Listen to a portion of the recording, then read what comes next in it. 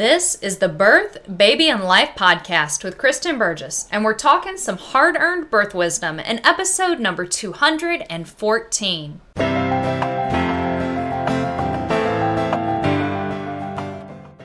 Hey mama, today we're going to talk about some of the things that I have learned through 8 pregnancies and 8 births. This was a request from a podcast listener, so I'm happy to do that. If you don't know me, my name is Kristen, and I am a pregnancy coach. I work with mamas all over the world, helping them to enjoy their pregnancies, to grow a really healthy baby, and to have a beautiful birth experience. I also work with mamas who are trying to calm the chaos so that they can have healthy and happy kids and a happy home. So with that, again, today, this is going to be a lighter episode than some of the more recent ones where we've touched on some heavy-hitting topics.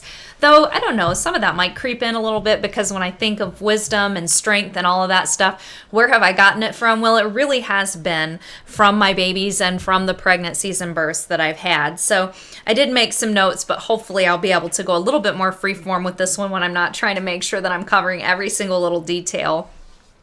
Sometimes I do think that it's hard to separate out what wisdom I gained like through my actual experience versus the wisdom that I have gained or gleaned from all of the research that I've done. Because if y'all haven't noticed, I am definitely a researcher. There is nothing I like more than pouring through studies and tomes and books and figuring out what does the evidence really say. Now, I also really love reading birth stories and moms' experiences and working one-on-one with moms. If you're wanting somebody to walk through this pregnancy and birth experience with you and you think a pregnancy coach would be a good fit, definitely reach out to me, birthbabylife.com/beautiful, or shoot me an email, Kristen@naturalbirthandbabycare.com. But I think that there is just something joyful to me about doing the research and something especially joyful to me about distilling that down and sharing it with you, either through the podcast or through the articles on my website. And I eventually hope to write a book. I'm trying to figure out when on the horizon that is coming, hopefully sooner rather than later, but we'll see where things go with the business. So anyways, some of this it's a little hard to pull out, like my experiences versus my research. But some of what I've learned, and I did end up talking about this quite a bit a couple episodes ago when I was talking about having a healthy pregnancy and the time and the need to honor this time. And so one of the things that I would say probably my biggest takeaway is that pregnancy is really a time that should be honored. It is a special experience. And like I shared a couple episodes ago, I feel like I have even fallen prey to this, that pregnancy is all focused on preparing for the baby. And we need to get everything done in pregnancy to get ready before the baby comes. And when I think back, even to my first pregnancy, I was working at a bookstore and quit my job in a huff. We won't go into that topic, but I definitely think that whole debacle had to do with being neurodiverse and inflexible on some things. But I quit my job when I was like 4 months pregnant, and I didn't work again after that. Like I shared, and I think this was in the last episode or the episode before, my baby was born in a single wide trailer, so we weren't living the high life.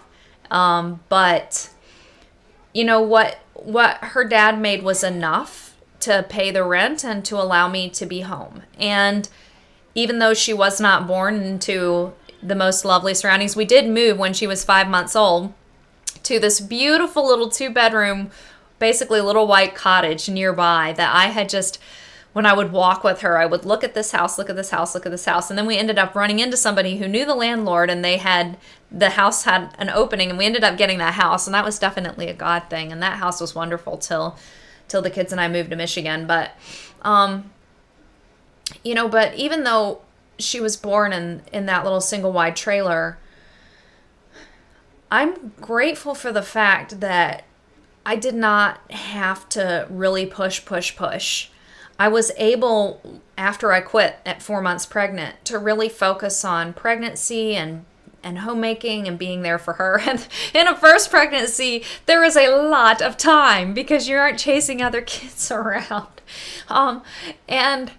And that was really nice. And that also set a stage for me for later pregnancies to focus on what I could do to honor those pregnancies and how I could create that space. I was really struggling in my sixth pregnancy, I struggled also my fifth pregnancy with a lot of mental, emotional stuff. But in my sixth pregnancy, I was struggling with fatigue. I had 5 relatively small people, and there was a lot going on. And my mother-in-law actually ended up coming over one day a week, and she just kind of wrangled the kids out front while I laid in the bed and rested and relaxed and just had some time for myself, and that was really nice. And another thing that I did throughout pregnancies to kind of create time for myself and the babies was to dance. I really liked prenatal dance, prenatal belly dance particularly. I'll link to some resources in the show notes below. But that was a time when I could just focus on me and the baby. And I really liked making that not an everyday practice, but an almost daily practice. And so I think that just being willing to honor my pregnancy, I think the hardest pregnancy for me, logistically speaking, was my 8th pregnancy when I was pregnant with Phoenix, because at that point, things were not growing really well home life wise. I was the breadwinner. Everything was on the business, which the business was doing better than it's doing now, but it was still really a part-time income. And I was also apprenticing as a midwife. So I was at prenatals once a week, and I was going to births, and I was just trying to do so much and juggle homeschooling the kids and, having a partner who was not mentally well.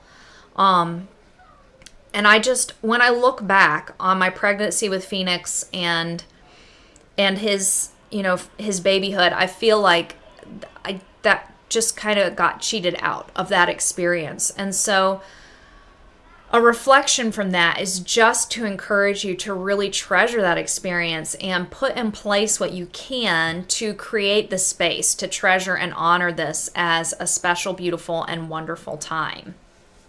I think something that can really help with that is routines. And any woman that works with me one-on-one has heard me say this. If you've been listening, I know some of y'all have been listening to my podcast for years, and I thank you for your love. I'm a big proponent of routines because I believe that routines are really, really helpful to us.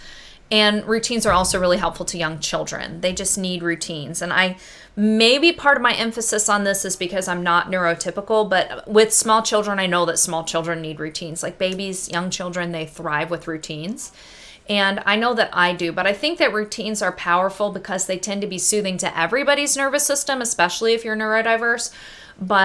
And they also help us to create space in our day for the things that really matter. When that thing becomes a routine, it really helps. And also, routines can help us to create space for what we need to take care of so that we have time for what matters. So, for example, on a couple podcast episodes ago, I mentioned that I've shifted my cooking to a style that allows for me to do major food preparation one day a week. And really, that's been to focus on one protein, but I found a cookbook. I can't remember the cookbook. I'll have to look for it, the information, and see if I can put it in the show notes. But I found a cookbook that basically has weekly menus planned out that are all focused around a single protein and built around, like, for example, one of them is turkey breasts and golden potatoes. And so every recipe uses the turkey breast. 2 of them use the golden potatoes. I think the goal of the book is that you make 3 recipes a week and you eat those recipes 2 times in that week, and then you've got one night that is off. And that works pretty well for my family. They'll usually have to double the recipe to get 2 nights out of it. And it's also really adaptable for me. For example, that week's recipes, I will do the bakes that have the potatoes and the turkey, but then I'll also leave a portion of the pan with chopped zucchini for myself because I'm trying to stay a little bit lower carb. But anyway, so it's been easy to adapt, but it's really easy because one afternoon a week, for me it's Friday afternoons, I prepare the protein and then some of the sides, and then that food is always ready for the rest of the week. So part of the routines is things like that, like what daily or weekly routines can you put in place that free up time. And that frees up a lot of time for me because we are able to have really healthy foods. And it only takes me a few minutes in the evening, which is important for me because I homeschool the kids in the morning and I'm doing work on the business in the afternoon. And then I want to eat in the evening and hopefully have some relaxation later in the evening. And if I spend all evening long making food, as much as I like cooking, I can't take time to come in here and sit in my chair over there and relax, or sit out front with the kids or play a board game or something with them. So streamlining through routines is something that has just definitely served me well through all the seasons of my life. And the streamlining and the experimentation and all that stuff has looked very different. Sometimes I think you could look back on, like I could look back on 20 years of homemaking and mothering and go, gosh, I've changed strategies so many times, I'm a failure. But when I look back, it actually makes me smile, because I realized that through all of these different seasons, I found things that worked. And sometimes they worked for years, sometimes they worked for only a short time. But I kept seeking and seeing what I could find worked. I mean, other things that work is right now I'm doing holiday planning and getting ready for all of the December holiday kind of stuff. And I'm pulling out, I've been writing down my planning for the past couple of years, and I'm pulling out menus that I used and that kind of stuff and getting everything ready. And it's just nice because I can figure out what worked, and then I can also see if I want to put in something new and fun. And it's just nice. And looking back over the years of experimenting, there's been some things that have been abysmal failure. Like we did, I know some of y'all are unschooling proponents, and if it works for you, it does. But we did an unschooling trial with the kids, and like that was an abysmal failure for my family. Unschooling just did not fly. And so I look at some things that were failures and some things that worked. And over the years, it's just, you know what, I've been resourceful and creative, and I've found things that worked, but most of them were focused on trying and testing routines and that sort of thing that helped. So, or to figure out what would help.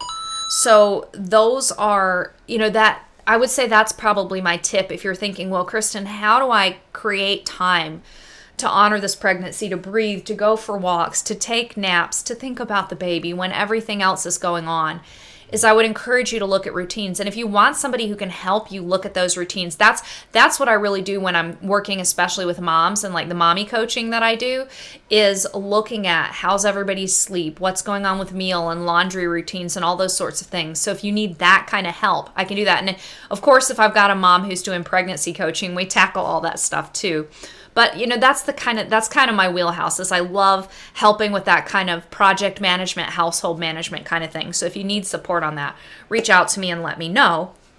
But yeah, so those are that routine can really help you. That's definitely something that's been a bedrock for me, is experimenting with finding routines that allowed me to support myself through my pregnancies and births. Another thing is, you hear me say this, I sound like a broken record because it's so true, but diet really makes a difference. I'm so grateful. For those of you that don't know my story, as a little girl, I loved baby dolls. I wanted to be a mom. And so when I got pregnant unexpectedly, I was excited because I knew that it would mean I was going to be a mom, even though it was a difficult thing. And I think I'm stubborn enough to believe that where there's a will, there's a way. And ultimately that's usually panned out for me with some big bumps in the road. But I came into pregnancy like already with having a lot of knowledge already, because it was definitely one of my special interests, even from the time I was a little girl. And as I got older and began to have my horizons broadened to pregnancy and birth options and natural birth and that kind of thing, I really had researched a lot of that already by the time I got pregnant. And so I knew I wanted to have a midwife. And so I was at school at the University of New Mexico, calling midwives back home, doing interviews with them on the phone and by email, like in email's early days. And I found a midwife that was a good fit for me, and I'm so grateful that I found her, because she taught me that diet and nutrition are so, so, so important. She told me, read Dr. Brewer's work, and of course, you know me, I'm a researcher, so I was all over that like white on rice. And that helped me have a healthy first baby, and especially with my second baby, because I ended up having some bleeding after Cassidy was born. So with my second baby, I just did not want that to happen again. So I was even more dedicated to my health and my nutrition, and then the same for all of the other babies after that. And I even can point out a couple times in pregnancies, in my fifth pregnancy, about midway through, I mentioned that was a hard pregnancy. I struggled a lot with prenatal depression.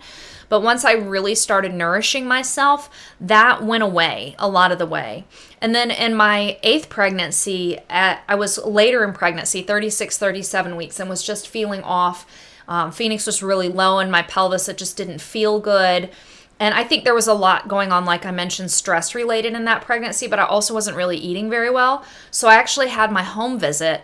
I wasn't feeling real good. The baby felt really low. My midwife even noted that. I thought maybe he would come early, but I went to the grocery store after that appointment and just stocked up so that there was plenty of healthy food in the house and ate well for a couple days, and I felt amazingly better. And then maybe I shouldn't tell you this, but then he went a week past his due date. So I think he needed some nourishing, and he was also a chonk, but it wasn't like I was eating candy and ice cream. I was eating real nourishing foods. And even though he was a big baby, I had a super smooth, super easy birth. No worry about blood loss or anything like that after. Just felt really robust and great. And I think that was due to really refocusing on diet and nutrition. So I think diet and nutrition not only helped me have healthy babies, but it helped me to have safe births. And I can definitely see at points in my pregnancies and births where I refocused on diet because I wasn't feeling as well, where things really went a lot better. And I also feel like focusing on diet helps with milk supply and breastfeeding especially. I know that with Galen, who was my fourth baby, he had some congenital stuff going on with like his throat and being able to swallow, and he couldn't start solids on time. And he's my kid on the autism spectrum, and I think some of that was sensory defensiveness and stuff going on, so he would only nurse. And we were working with him to try and get him to accept more, so he was over a year old at this point, and I was expressing milk to help give it to him in a cup and mix it in with other things. And when I paid attention to my diet and ate more nourishing foods and more fats, I could see the difference in the way that my milk looked versus on a day when I hadn't had the time and energy for all that. So that helped make me a believer too. And then of course, at this point, I've worked with so many women who are having baby growth issues or that kind of thing, and paying attention to diet and working on that really, really helped them.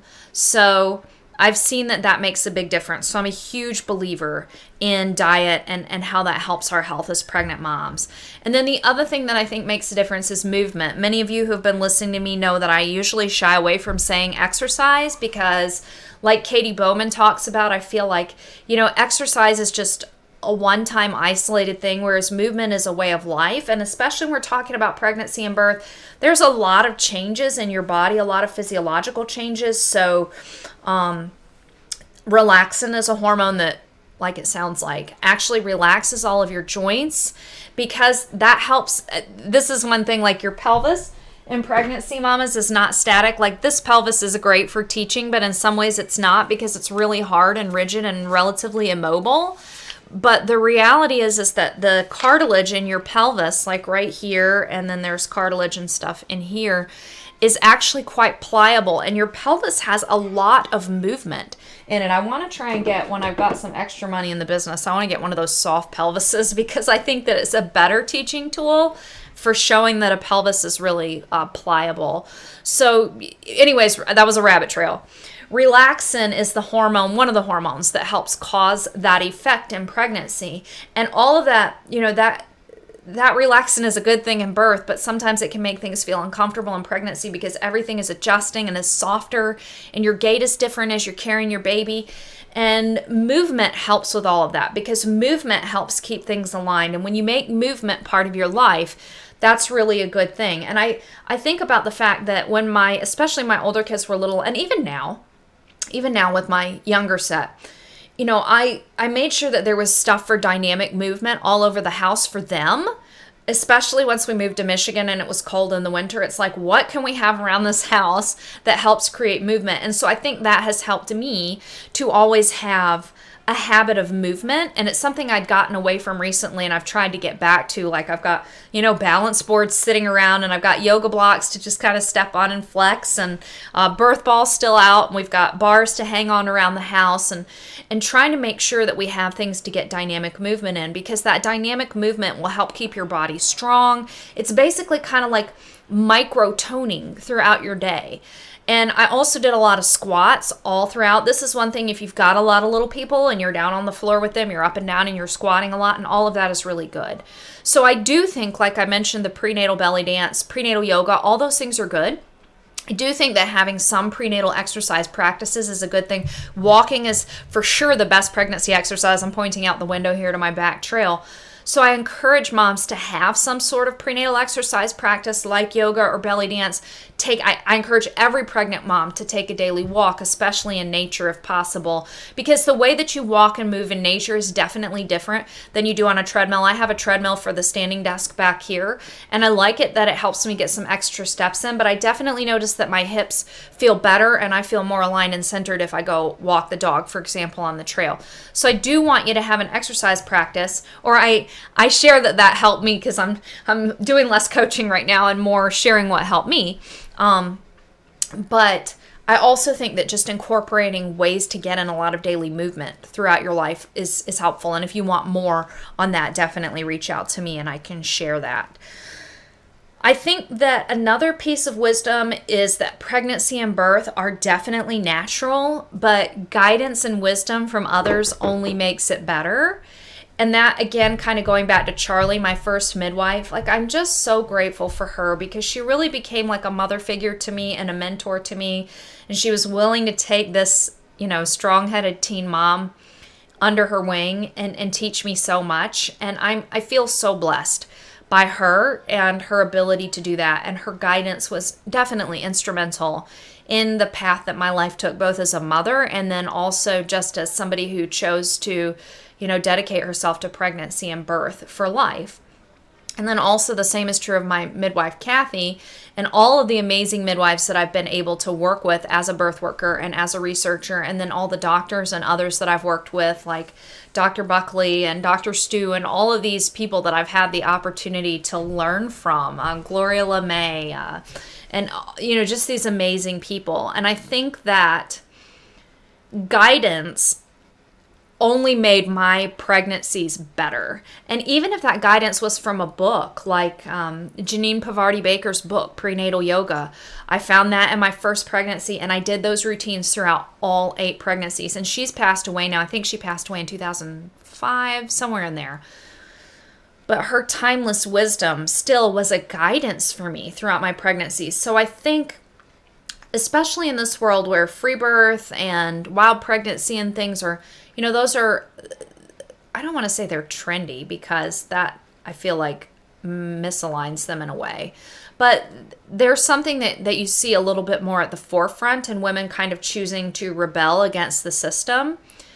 And I think where my heart goes with that is that I feel like the guidance and wisdom that I got from, not from other moms who were going through it, even though I'm grateful for peers that I had, especially when we lived down south. I was really active in my La Leche League, and some of those women were great friends. And we had pregnancies and births and stuff together. So, but particularly from women who had wisdom and experience and expertise, either as a researcher or as a midwife or, in a practical way, I'm really, really grateful for that wisdom. And I don't feel like that wisdom is something to take lightly or to cast aside or to assume that we can even get from all of our peers. I think, like I said a couple podcast episodes ago, this has been my world for 20 plus years at this point. And I love the research. I love the analysis. I love looking into it. I love talking, interviewing, all that kind of stuff. I just soak it all in. And it can be overwhelming. And I don't think that every single woman needs to be, they don't need to have pregnancy and birth as their special interest. But there are women who do. And some men, like I mentioned, Dr. Stu and Michelle O'Donnell, David Hayes, from, breech birth perspective, Dr. Stu and David Hayes, great. But I do think that those people are limited. So it's not necessarily that they're experts and you need to kowtow to them, but that they have strong special interest and probably some experience, and gaining wisdom from them can kind of be a shortcut, right? Like, why would you trust Google or ChatGPT over the wisdom of human beings who have actually been there, who have actually held women's hands through all of this stuff or gone through it or walked through it? So I think it's so important to look at that wisdom. And I'm glad that for me, it was mostly my midwife and then a lot of books. I'm glad that that wisdom was available to me. And I hope that today there are enough luminaries out there for women who want that wisdom going forward. So that really helped. Another thing is, yes, and you've heard me say this before probably, but yes, you really do need to prepare for a natural birth. Yes, it is just natural, but you need to prepare. I think conditioning really helps. I think mental and spiritual preparation matter. I think that my 8th birth was better than my 1st birth because I learned a lot along the way. And I think some of it was experience. And you're like, Kristen, well, give me the Cliffs Notes version. And I'm going to say that I can't give you a Cliffs Notes version on a podcast episode. But what I can do is I can tell you that, to sum it all up, conditioning really helps and mental and spiritual preparation really help. Now, what does that encompass? That encompasses a lot. I mean, I have an entire online childbirth course that goes into this, and I work one-on-one with women for anywhere from 1 to 8-ish months, depending on when in pregnancy they come to me for coaching. And we really dive deep into this stuff. And so if you want a deep dive, or at least if you want to dive into kind of the middle of the pool, then go to Mama Baby Birthing. If you want to really deep dive, reach out to me and let's talk about customizing this for you. But so it's not something that can be given simplistically, but I can sum it up by saying do the work. Because and this goes back to what I've talked about across many episodes, is that pregnancy and birth are transitions in a woman's life. They are a rite of passage. It's not just about getting a baby in a stroller and baby gear. It is a significant shift in who you are and your personhood. And pregnancy and birth, as I talked about a couple episodes ago, I don't think they're inherently dangerous, but they are a massive physiological adaptation of your body. And like we talked about, there is such thing as prevention of complications that we know how to prevent. And there is a need to understand the hormonal flow and interplay of birth and how we can optimize those, so to speak. You have all these people who are biohacking and trying to optimize their health and everything now. Well, let's biohack pregnancy. Come on, let's talk. I should do a podcast episode on that, actually, call Biohack Your Pregnancy. That would be fun. I'll try to remember to do that. But yeah, it does take work. And this is, again, where that wisdom from other people can come in place. But don't shun the work, and don't make it super simplistic. On a level, it is very simple because birth is natural and we do want to let nature take its course.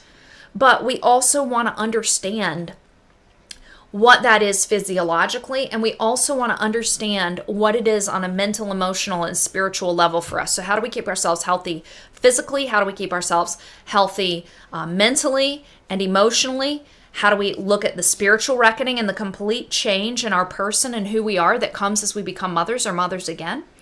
And then also the intellectual preparation, which I do think that you can get a bit of a Cliffs Notes version. Like I said, I don't think you need to spend 20 years researching it before you have a baby. Please don't.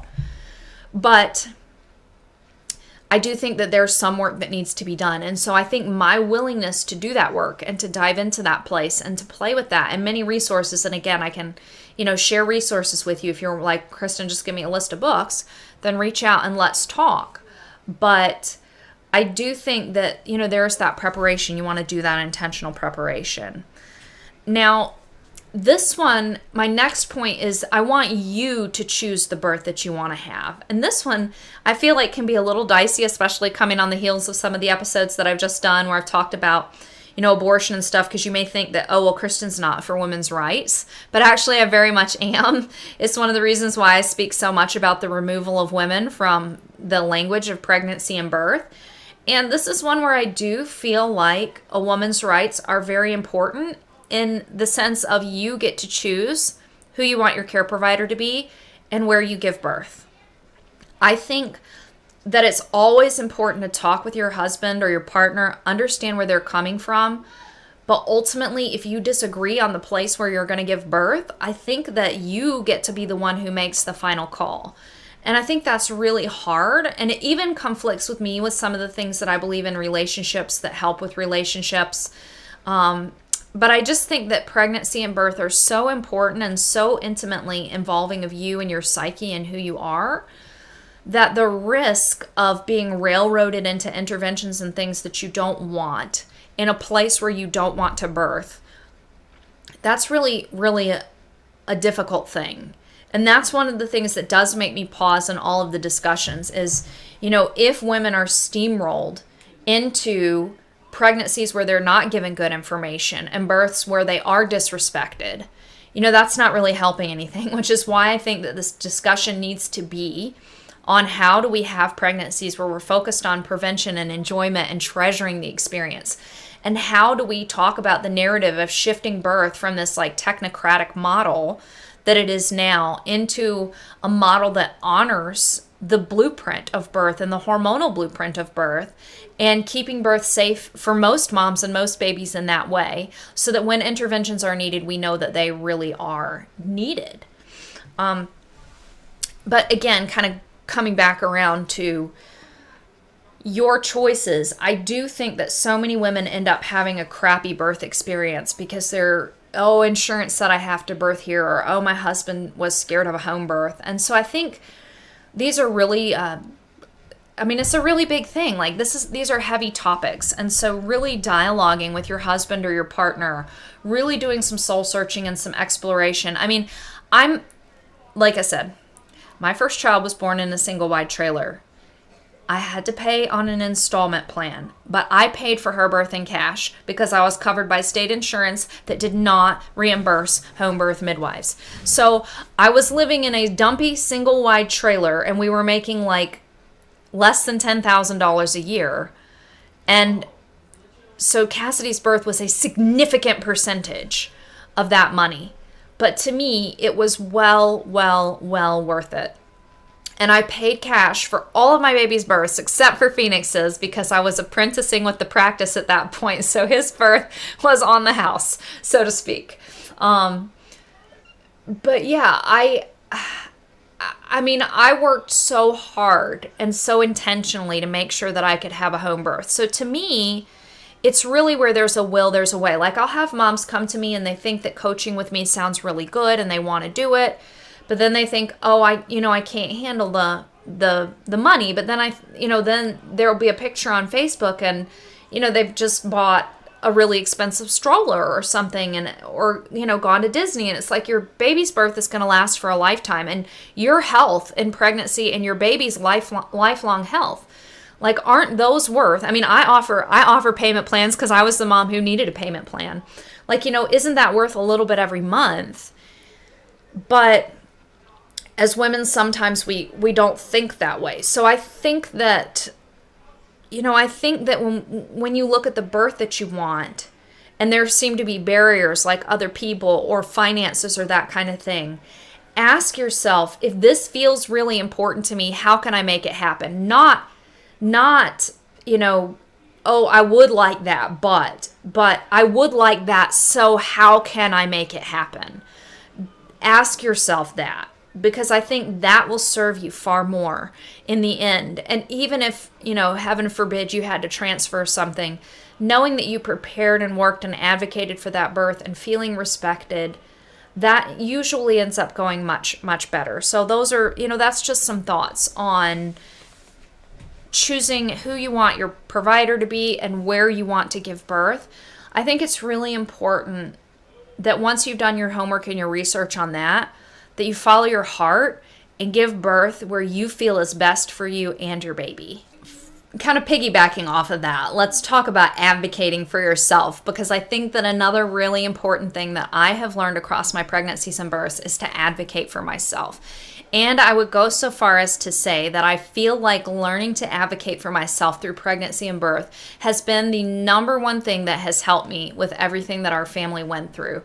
Because learning to speak up, to make my voice heard, to stand my ground throughout all my pregnancy and birth experiences, including interactions in obstetrics with family members who weren't supportive, all of that kind of thing, helped me when I needed to stand up for my family when we went through the most difficult thing possible. And it still helps me today.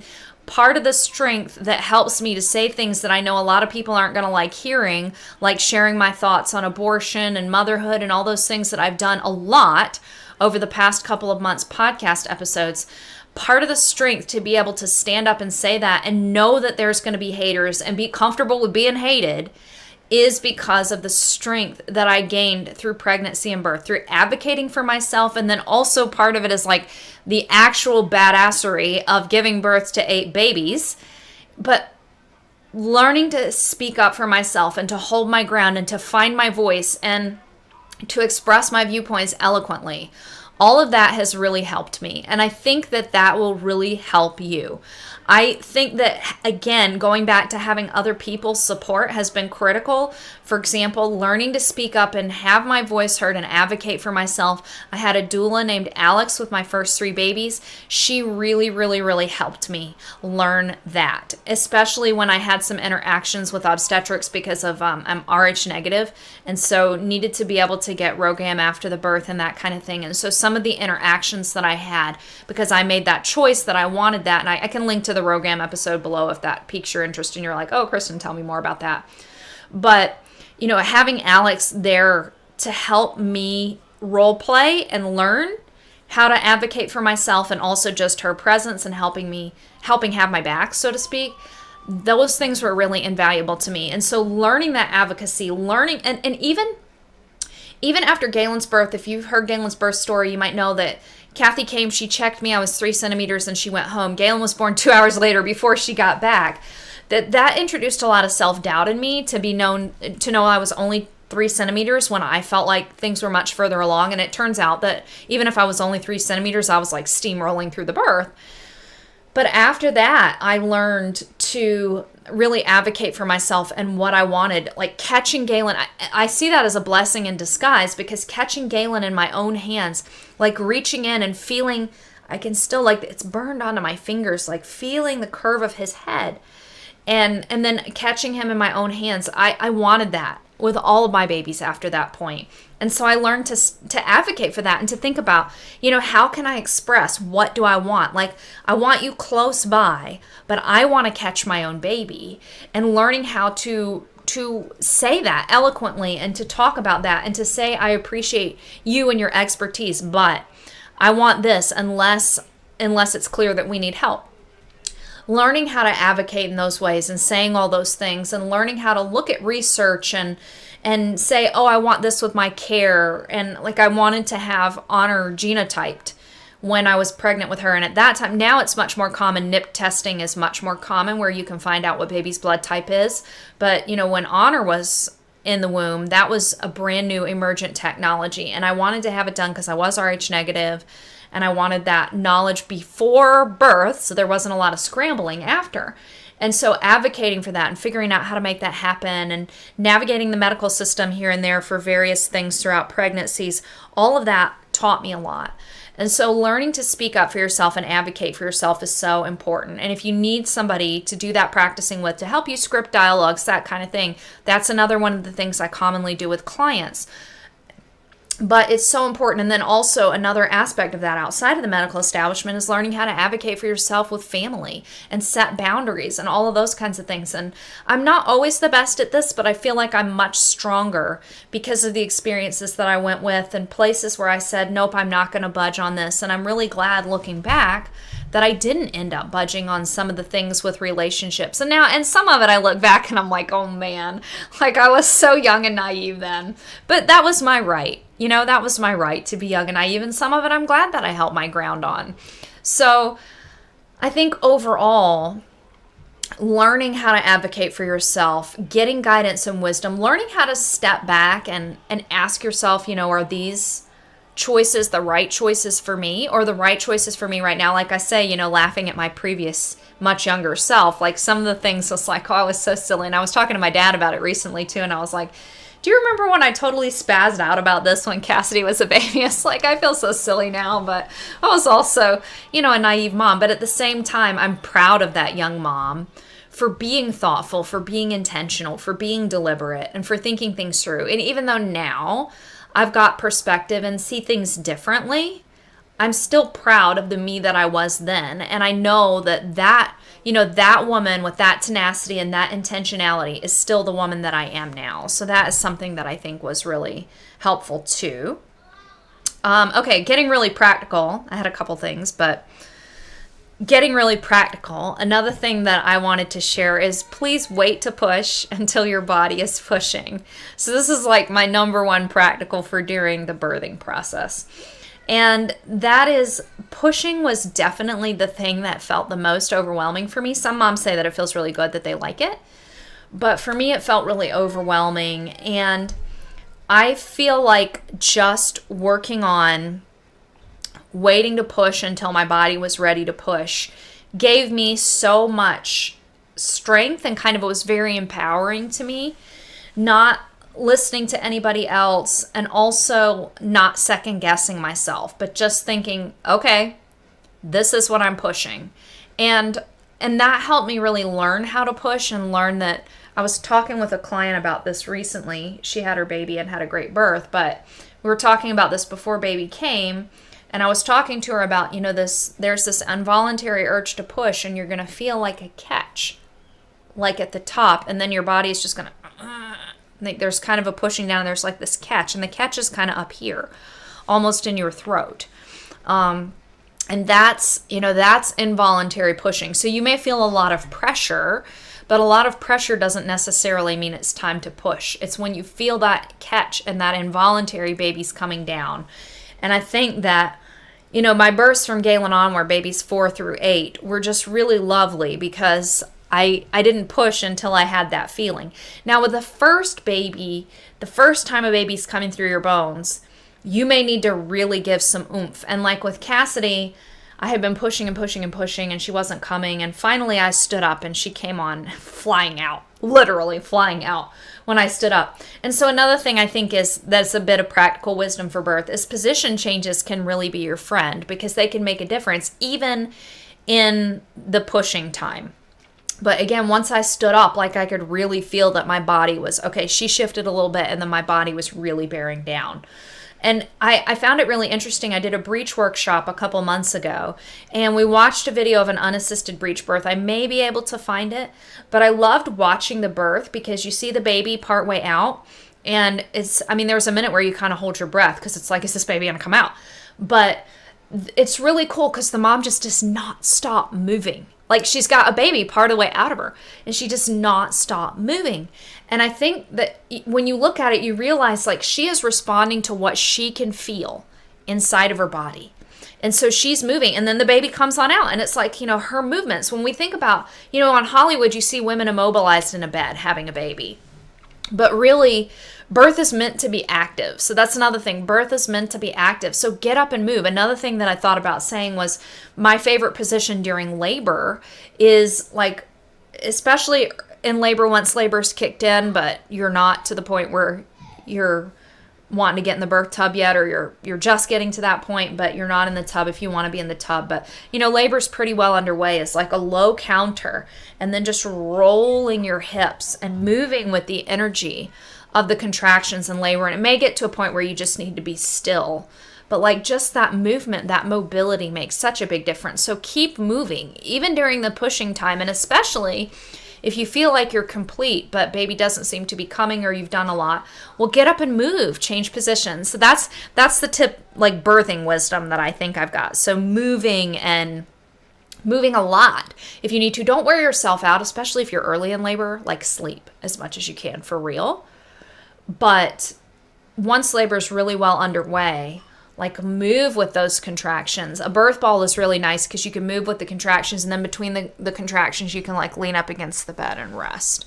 Or if you're in the birth tub, you can really move during the contraction, and then you can put your head up on the side of the tub and rest between them. So some energy is good, but also, moving, getting that dynamic movement in can really, really help. And then the final tip that I had is really prepare for your postpartum. And this is something that I didn't understand so well with my first couple babies, or I made assumptions that there would be help with those babies. And in some ways there was. My mother-in-law with the oldest 3 was really good about coming in and just cooking and cleaning and everything, but she's the only one who's ever done that.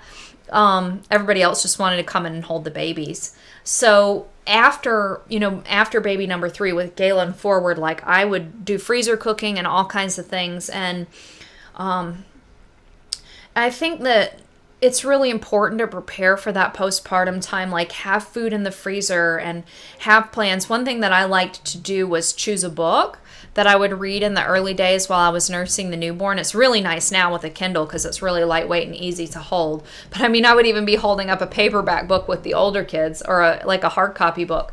So I would have books that were something to do. One of the things that I struggled with the later babies was, in the postpartum time, I would try and take it easy and relax. And I would end up feeling isolated because the other kids were usually kept out front. And I don't think it was that I wanted them to be around more because, all that kid energy when you're early postpartum can be tough. I wanted some visiting. But I do think that it would have been nice to have more adult company around. And again, at that point, my ex-husband was like having some mental health stuff going on. And so I think he just wasn't able to be as present as he was with our first couple babies together, which I remember those postpartums as being much better.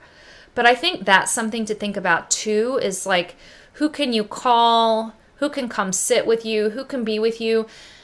If they can help, that's great. But also just if you've got somebody to be there with you for a little bit, just to be another human and to have that company and to not feel like you're kind of shut away from everything. Because I'm a big fan of lying in, especially taking that first week to just rest and relax and recover and eat well and nurse and get nursing established. And then the next couple of weeks, even if you're up and around more around the house, you're still pretty much taking it easy being a homebody. But I do think that that can be challenging, even for somebody like me who's on the spectrum and I'm like a homebody anyways. I don't need a lot of company. I did want like my person there. And I think that person could be your husband or your partner. It could be a girlfriend. It could be a mom or a mother-in-law or a sister. It could be multiple people. You probably want to you don't want too big of a flow of people with newborns. But like having your person that can kind of be there for you, or at least on the phone, so that you know that there's somebody there and somebody to spend time with you and to be with you, so that you don't feel like it's just you and the baby. So I think that's another thing that I found really wonderful in some postpartums and really lacking in others. So it's something that I would say. So have plans for how, and this is something else I work with moms on when I'm working with clients. It's like make plans in pregnancy. Like in your third trimester, do everything you can to prepare the nest, including thinking about food, cleaning, decluttering. Can we close rooms off, especially if you've got other kids who make messes, so that those are just not getting open till the baby and I are back up and ready. But also think about relationships and logistics and emotions and that kind of thing as well. So with that, I think that was the last of my tips. So I'll wrap that up. I was just going to look and see, what are we doing for our next podcast episode? I think we're going to talk about how to refuse medical procedures is going to be the next episode. So that one will be a lot of fun. So I will look forward to you then and talking to you then. And I hope that you have a blessed week.